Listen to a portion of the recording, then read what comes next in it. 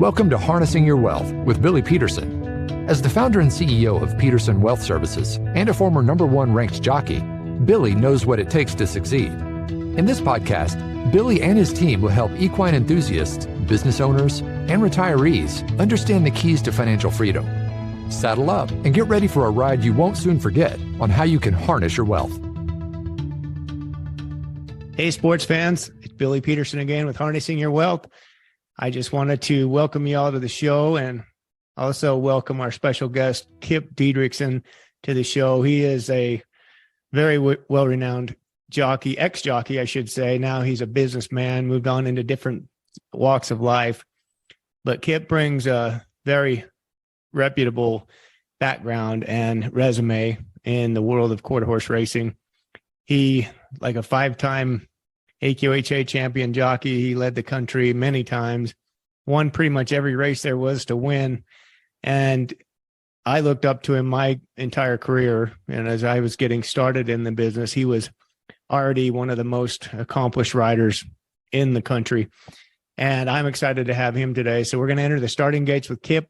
We're going to take a rear view look at his career, and he's going to tell us some very fun and interesting stories and kind of trip down memory lane, if you will, Kip. I think you're going to enjoy this as much as I'm going to enjoy it.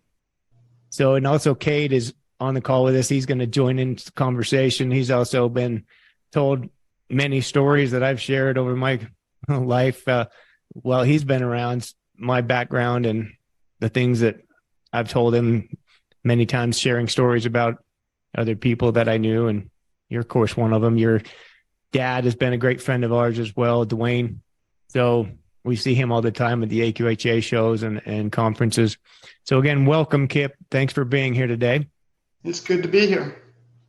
I'm going to kick things off. Just ask you, take us all the way back to your time as a kid in Idaho and how you really got started in this becoming a jockey. Just how did you get going? Well, I was raised in a racehorse family. My dad trained racehorses when I was little, and Steve Treasure lived with us I was probably 4 or 5 years old when Steve was living with us.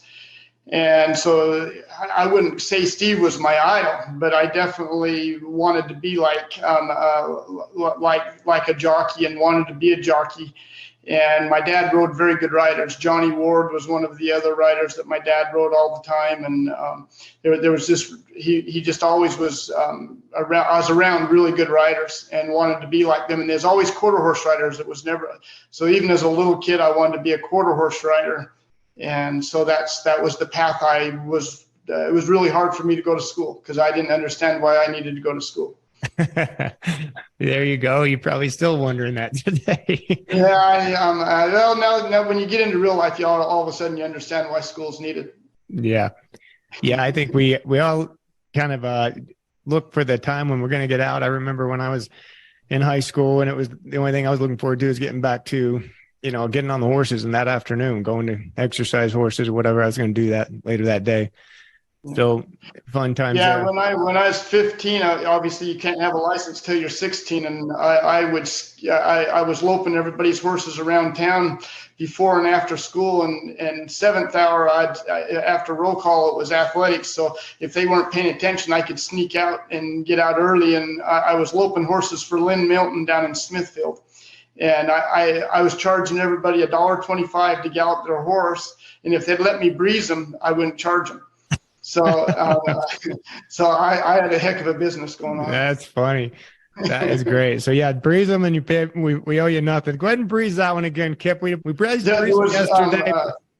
Doc Hals. I don't know if you know who Doc Hals was, but he's a very wealthy man there and had a lot of horses. And when his trainer would leave town and he was in charge, we breezed every horse in the barn because he was tight. He didn't want to. I love it. You got a lot of good experience out of that. I'm sure you got on some reckless and bronc horses, didn't you? I did. Lynn Milton, I don't know how much you've been around him, but his horses were never broke real well. And there was one horse that, that winter, it was real cold, 10 degrees. And he'd have him in stock saddles one day, and then the next day he'd have him in flat saddles. And there was one horse he had that would buck, and he wasn't a very good, he had that good rocking horse buck. And so I'd let him keep his head down, and I'd pretend I was a saddle bronc rider and really spur him and just have all kinds of fun. And I thought it was too cold for Lynn to be out there watching, but the next day that horse showed up with a flat saddle on it instead of a stock, because I'd keep his head up with the flat saddle. Yeah. Oh boy, that's going back in time. I remember I got on some crazy horses. A lot of the guys were too smart to get on them. I was too stupid. I just get on anything they lead up there. Yeah. So kind of like you. How did you get started in going from that level and then transitioning all the way to Los Alamitos when you kind of became, let's say, famous, if you will? Well, I had troubles getting started when I was 16 at Love Ball Park here in Boise, because my dad was into politics and I worked my tail off and couldn't hardly get on a horse. And Jimmy Lewis broke his leg in Helena, Montana, and Al Carruthers had a string of horses. They're all Derby and fraternity horses. And so I ended up, that's where I rode when I was 16, was Montana. And that was, really good for me, because I got to ride some good horses. We didn't win any fraternities or derbies, but we qualified horses for all of them, and I got to ride good horses and had some fun and got some experience. But that led me into Billingsley Creek Ranch. That next year, I got a job with Billingsley Creek Ranch, which Donnie McFadden, he had the best of the best. We win all kinds of big races when I was 17 the next year. And I hope that Donnie listens to this, because me and Donnie have talked, and what really helped me in my success was that experience with him, because it wasn't really much my riding, it was how I run my business. And I worked for the ranch. I galloped all the horses, I bathed all the horses, I cleaned their stalls. I was almost running the barn. The trainer was hardly around. And I was doing everything but entering the horses. And I qualified a really nice Derby horse for a Derby in Yakima, Washington, the Pot of Gold Derby. And when I went and picked up the overnight, John Krager was on my horses. Oh, and it was like a knife. Yeah. And at that time, John Krager was the leading rider in the nation. And I packed my stuff within 15, 20 minutes of picking up the overnight. And I don't know where it come from, because I told Donnie and the trainer, Kevin Loveland, I says, I'm a better rider than him, and left. And the next year I rode for anybody and everybody. I qualified three horses for the fraternity a year later for 3 different trainers, and 2 horses for the Derby. And, it really, all of a sudden I was not looking for a barn to ride for. Matter of fact, I even later on, when I had chances to ride for really good barns and they wanted me solely, I wouldn't do it. I wanted to, and in my opinion, that's what catapulted me into the success I had, because I wasn't tied to one barn. I wasn't hoping they'd get a good horse. I was chasing the good horses. I see. Yeah. So that kind of was holding you back. And then when they axed you and went behind your back and put somebody else on that hadn't done any of the work, that just opened your mind to, hey. Yeah, well, it made me change my business. It was all about business then, and yeah. They were wonderful.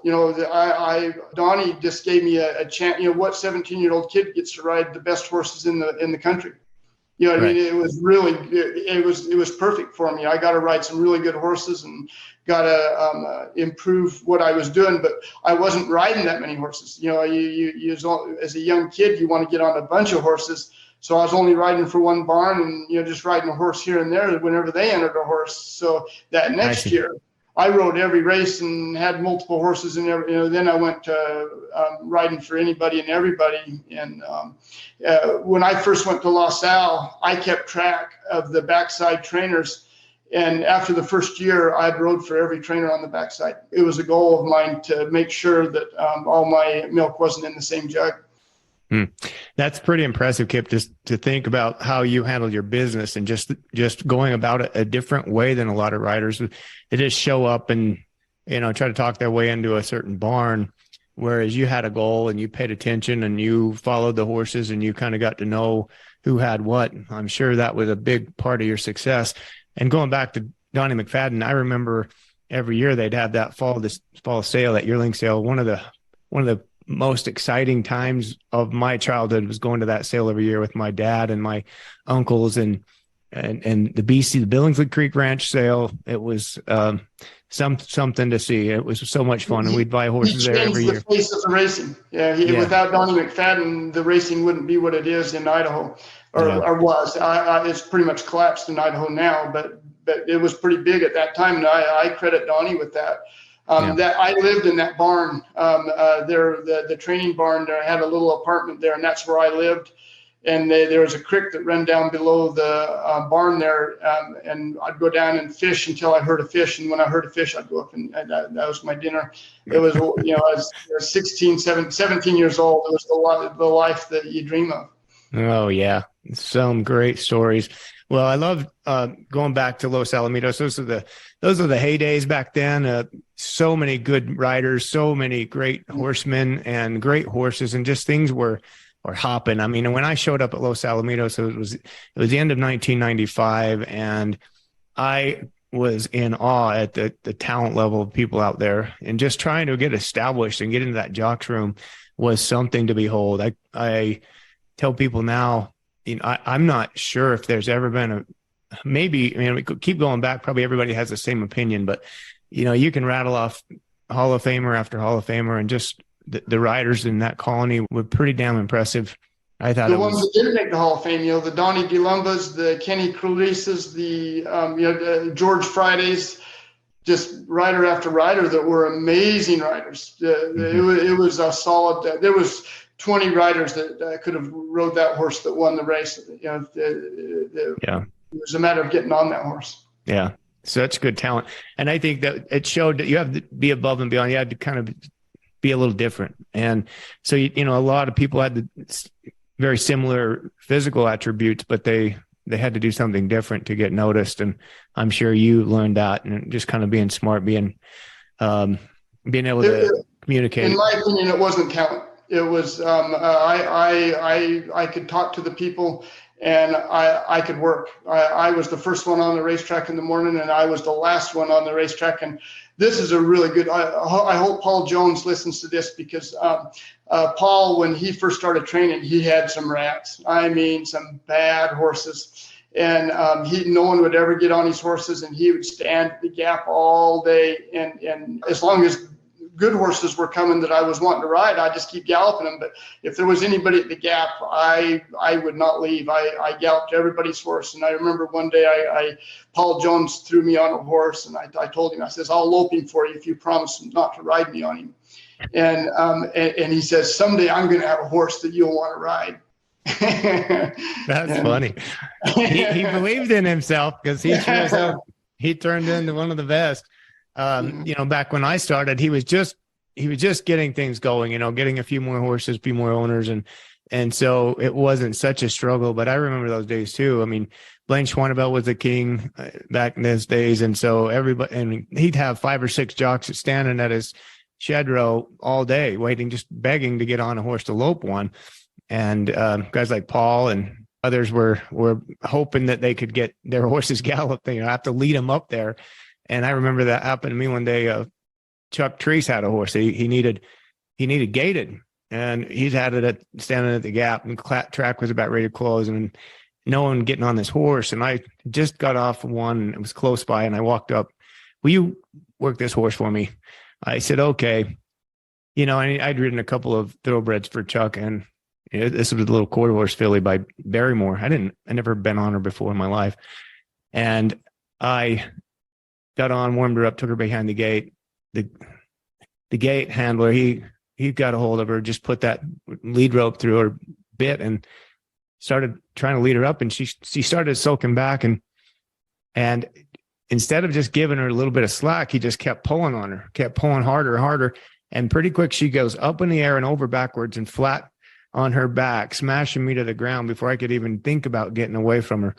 It happened so quick. It was a 1 or 2 second bam. And I thought it'd kill me. I mean, it smashed me pretty good.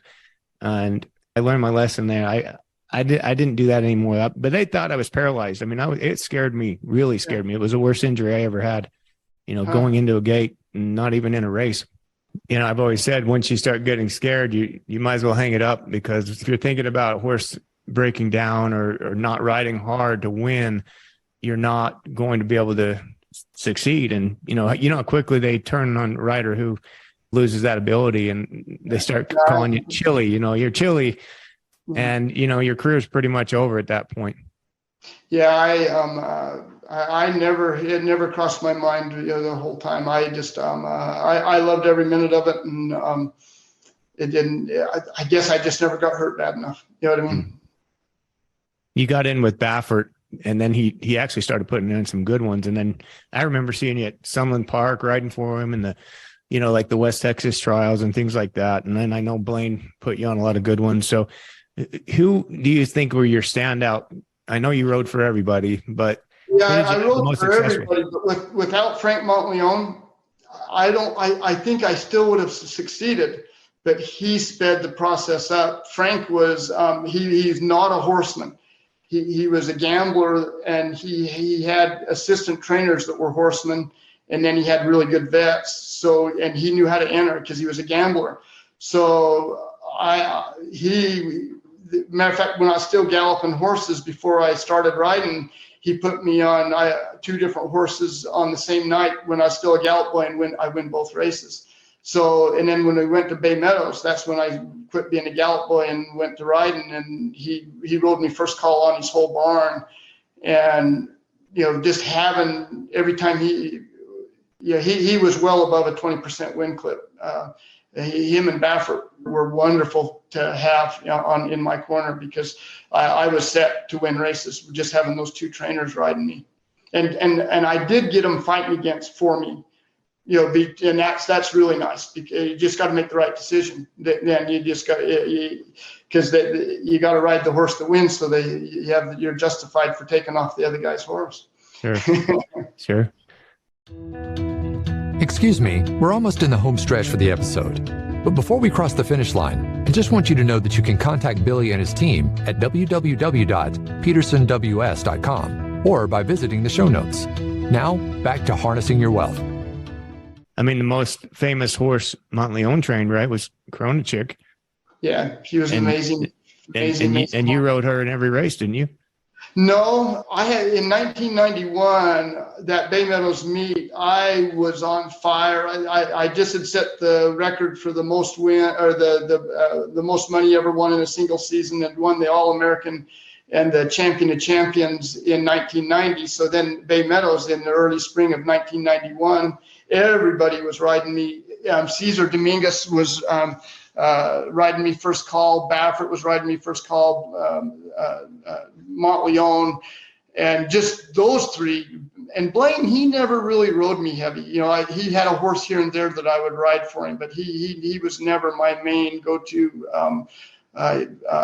trainer. But I rode a horse for Danny Eakins in Waverino was that horse's name, and I'd win a fraternity, early fraternity there in Utah. And I thought he was fast. I really liked him, and he broke the track record, and all those good horses that had run at that track. I really believed in my heart I'd found my horse. And Waverino and Kronichik got in the same trial, and I took off of Kronichik, and just luckily Eddie Garcia got the mount. And Eddie, he just could not help himself. He had to beat him up from the time he got on him till he got off him, and she was the wrong horse to do that with. And I still won the fraternity. I won the fraternity on Ed Grimley, but she was the better. She should have outrun Ed Grimley, but Eddie, he had her so turned upside down. And then Ed went to Ruidoso, and Kronichik went to Los Alamitos. So they separated them, and Frank was always I got right back on Kronichik, and then I never took off, and she never got beat again.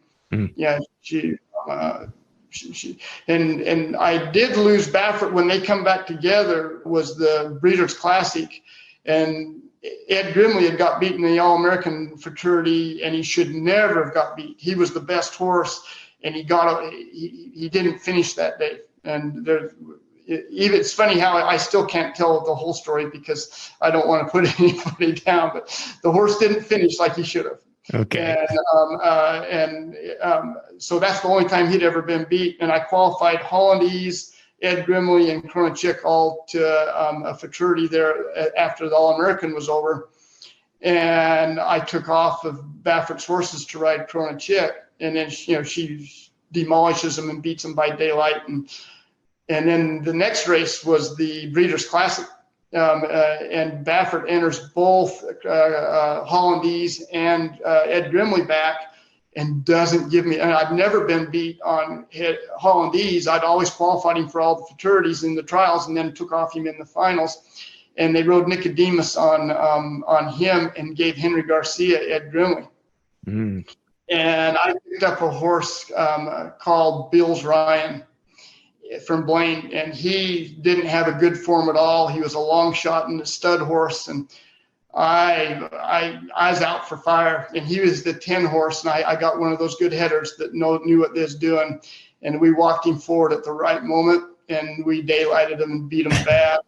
And that's a highlight of my career because there was just no reason for me not to be on Ed Grimley.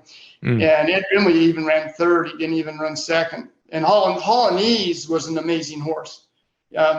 People don't know him because he was the same age as Krona Chick. He ran second to Krona Chick many, many times. And that's one of the reasons why they chose to breed those two together. And that created one of the most prolific stallions of all time. You think about Corona Cartel. I mean, you breed Krona Chick to Hollandese, and there's what you get. Yeah, they were both very, very nice horses, fast horses. Very little separated them. Krona Chick, though, there was nothing that could beat her when she was right. It wasn't when she finally got beat in the race, she's dragging a leg. You know what I mean? And they catch her right at the wire. I wasn't even sure we got beat that day. That's then they finally retired her. She was amazing. What a filly. I remember sitting at home that's when they had the night racing. It wasn't TVG, but I can't remember what it was broadcast on, but thinking of the announcer who was always out there. Petty, John Petty, that was his name. And he would always be up there talking, and I was watching, and I'd watch you every time Krona Chick was running out. I would watch you, and I tried to study how you got those horses out of the gate because you always seemed to get them out so well. I watched all those little things like that and trying to learn for myself, but she had to be one of your top 3 all-time favorites, didn't she? Or I'm interested to hear your top 3 favorite horses of all time. Keep her really quiet. She had a motor that never quit, and you just pretty much needed to jog her to the gate and walk her to the gate if possible, because you needed to keep her motor running really slow because she didn't need no warming up. She was warm already. She was ready. Who else? What are your other top? Well, the fastest horse I ever rode, no one even knows of him, and he only ran 2 or 3 races before he broke down, but or maybe got his heart broke by First Down Dash. But Baffert at Bay Meadows had a horse called Slick Talker show up, and he ran him in like he was either $8,000 or $10,000 claiming race, and he wasn't even a favorite, I don't think, but he just demolished him and broke the track record. And all I was doing was trying to keep him on the racetrack. He was wanting to run all over the racetrack, and all I was doing was guiding him. And so then they ran him back allowance, and we improved a ton. I could ride him a little bit, and he broke his own track record again and ran even faster. And so then we took him back to Los Alamitos, and he got in a trial with First Down Dash. And I was in the 8-hole, and First Down Dash, you know how years pass. It's either me in the 8 and him in the 10. There was one horse in between us. And he left there and had him headed, and maybe a couple hundred yards before the wire, First Down Dash put me away, and he never ran again. Really? That was it? Yeah. I don't know if how secretive it is about the soundness of horses, whether he hurt himself or whether he found out he wasn't the fastest horse around. Sometimes it changes their attitude. Talker. He was an amazing fast horse, but obviously Refrigerator has to come into that conversation too. Yeah. Refrigerator, once he didn't have to run in trials, he was about unbeatable. But the trials hurt him so bad because you couldn't turn him off. Yeah, he was a freight train, and you couldn't slow him down. No matter how hard I tried not to let him run, I couldn't stop him from running. And so it was really hard for him to come back after a race. And I should have won the Champion of Champions in 1991 also. He was a 3-year-old, but he had to run in trials to run in the Champion of Champions. And I didn't even let him run. I'm standing up trying to stop him the whole way in the race. And he outrun Special Leader by 3/4 of a length with me not even letting him run or trying to keep him from running. And he was all right, but Special Leader ended up winning the Champion of Champions, and he just never untracked that night. And I think he still finished 3rd or 4th. And just I think he got cross-leaded right out of the gate. I think is what happened. Besides having that hard race, a couple weeks earlier. Yeah. Between those two things, Refrigerator. Once he didn't have to run in trials, he was amazing. Something else. Yeah. All those old horse races, they couldn't outrun. Mm-hmm. The competitiveness.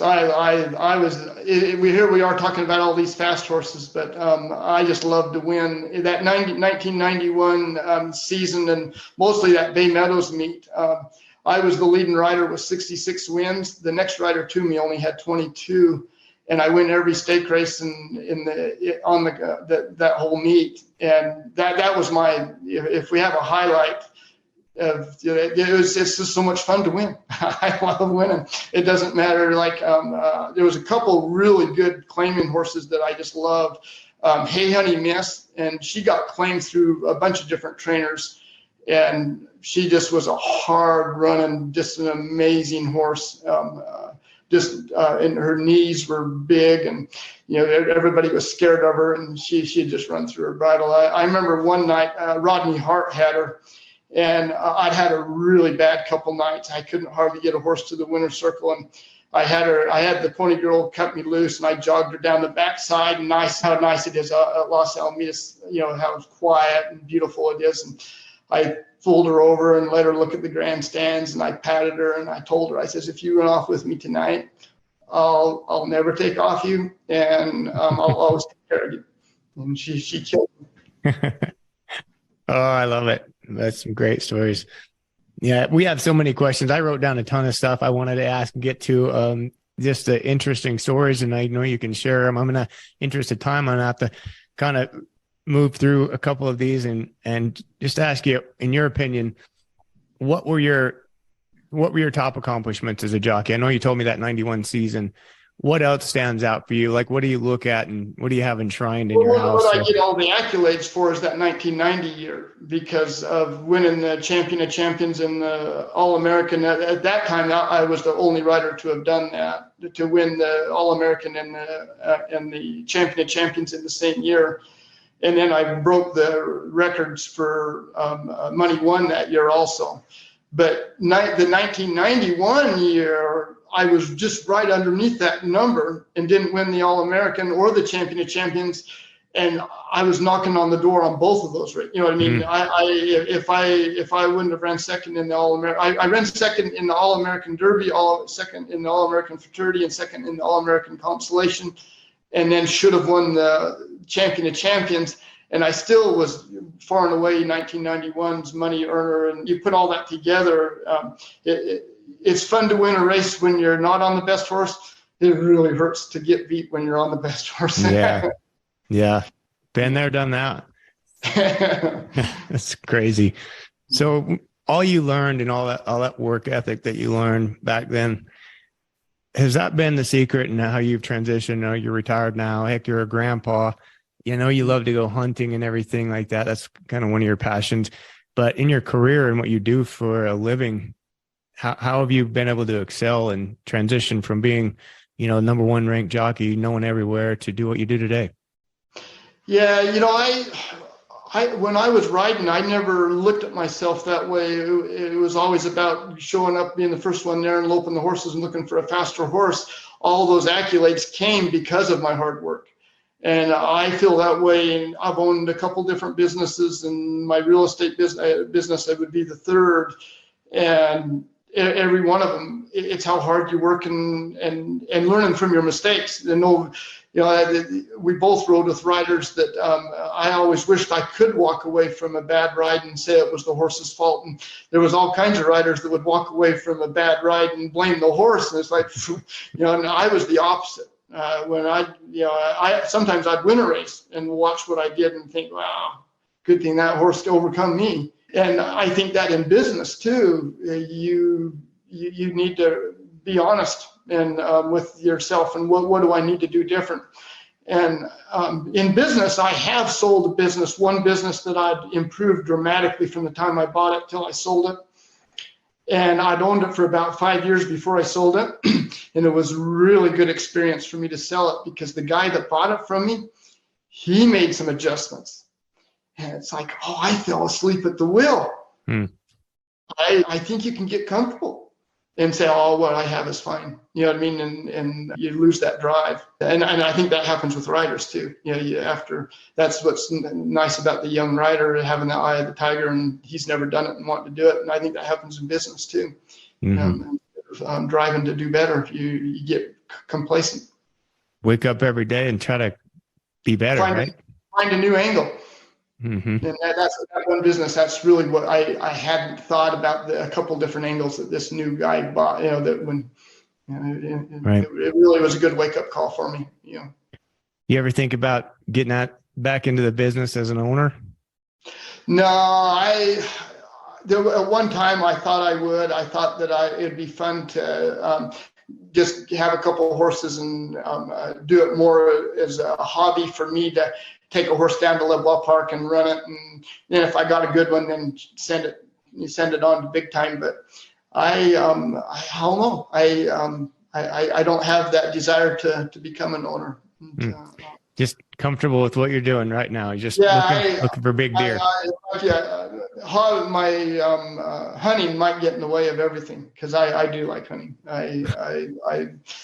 I got a closing on the real estate project on August 31st. And I'm going to be stuck helping that transition. And September 1st is opening day of elk season, and it's bothering me. It's bothering me that how did I get that timing down to where I'm not going to be there on opening day. Yeah, well, you had to find something to put your passions in. So I'm glad that you found the hunting deal. You and my brother need to get together because he lives that stuff. Yeah, don't pick up a bow. We don't need another bad habit. Yeah, yeah. Well, Kip, we're sure appreciative of your time today. I mean, I could go on and on for hours, but I'm going to talk to you again and get some more of this stuff because hopefully we'll be able to bump into you at one of these conferences. I know you don't attend a lot of that stuff, but I know people in the industry would love to see you out and about. So think about coming out to some of these conferences and big race nights, and we'll bump into you and catch up on some more stories. It was fun. Like I said, it's fun to go over you forget about these if you don't talk about them. When they were running the Los Alamitos, the Kip Didericksen handicap, it was a good excuse to show up and see everybody. And that was just enough to get me there to rub shoulders with everybody and see how everybody was doing. So I do feel bad that I don't have that excuse anymore. Well, heck, we can find one for you. I'm sure another track will name a race after you. That's what it's going to take. The first time I met you was at not LeBois, but Laurel Brown Racetrack there in South Jordan. And I was there riding, trying to get established, just a really young kid.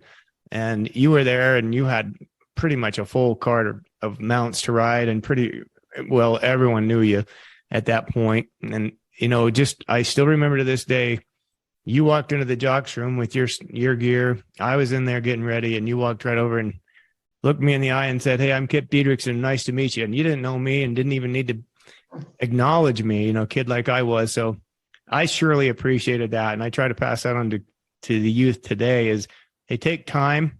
And even if you're accomplished and you're amazing. People look up to you, and they will remember those things. So I wanted to tell you that. I had the opposite experience. When I first went to Los Al, one of the big riders that I won't name, there was a struggling rider in the jocks room, and this rider put him down and made him feel like an ant. And that was before I had done what I'd done. And I told myself, if I ever am in that shoes, I'm going to help somebody. And so thanks for that. That's just good to hear that what I tried to do happened. You did it. You did the right thing. So I really appreciate it. Value that.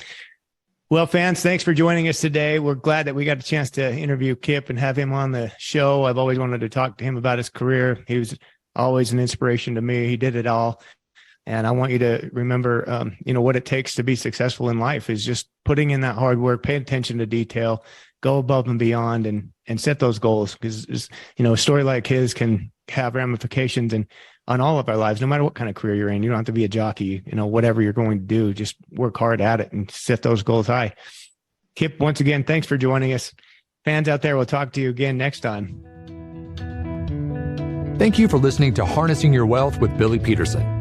Before we declare the race official, please click the follow button so you can be notified when new episodes become available. For more information about today's show, please check out the show notes. Visit our website at www.petersonws.com or give us a call at 801-475-4002. Once again, thank you for listening. The information covered and posted represents the views and opinions of the guest and does not necessarily represent the views or opinions of Peterson Wealth Services. The content has been made available for informational and educational purposes only. The content is not intended to be a substitute for professional investing advice. Always seek the advice of your financial advisor or other qualified financial service provider with any questions you may have regarding your investment planning.